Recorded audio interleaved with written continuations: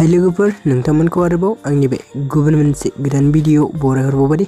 नोंथांमोननिसिम आसा खालामो भिडिअखौ जागायनायनिफ्राय जोबजासिम नायलांगोन होननानै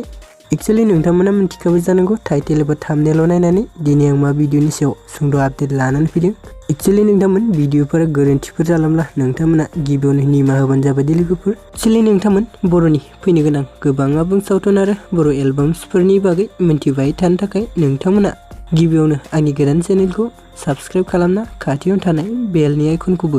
अलाव प्रेस खालामना लाबानो जाबाय दे लोगोफोर जाहाथे आंनि गोदान भिडिअनि नटिफिकेशनफोरा नोंथांमोननि सेराव थाबैनो सौहैदि एक्चुअली नोंथांमोन आं दिनै मोनसे अफिशियेल बड' मिउजिक भिडिअनि सायाव सुंद' आपडेट लानानै फैदों दि नोंथांमोना भिडिअखौ नायनो इन्टारेस्टेडबा नायलांबाय थाबानो जाबाय दे लोगोफोर एक्चुअली नोंथांमोन बे official music भिडिअआ organ motion pictures बेनारनि आन्डाराव दिहुनजानाय आरो राजा नार्जारिनि नाजानायाव सोमजिनाय बर'नि आबुं सावथुन मोसा फिल्मनि दे लोगोफोर एक्चुअली नोंथांमोन बे अफिशियेल मिउजिक भिडिअखौ अर्गेन मोशन पिक्चार्स चेनेलाव आपल'ड खालामदों दे लोगोफोर आरो नोंथांमोन बे अफिशियेल मिउजिक भिडिअनि टाइटेलानो जाहैबाय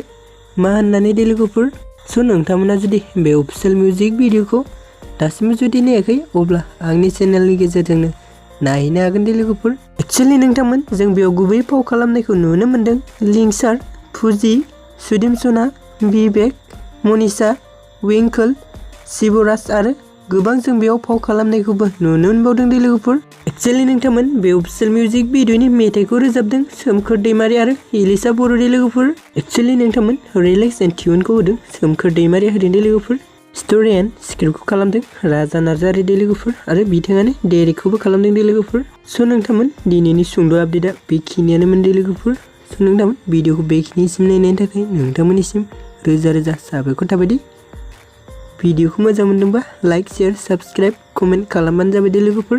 गोजोन्थों।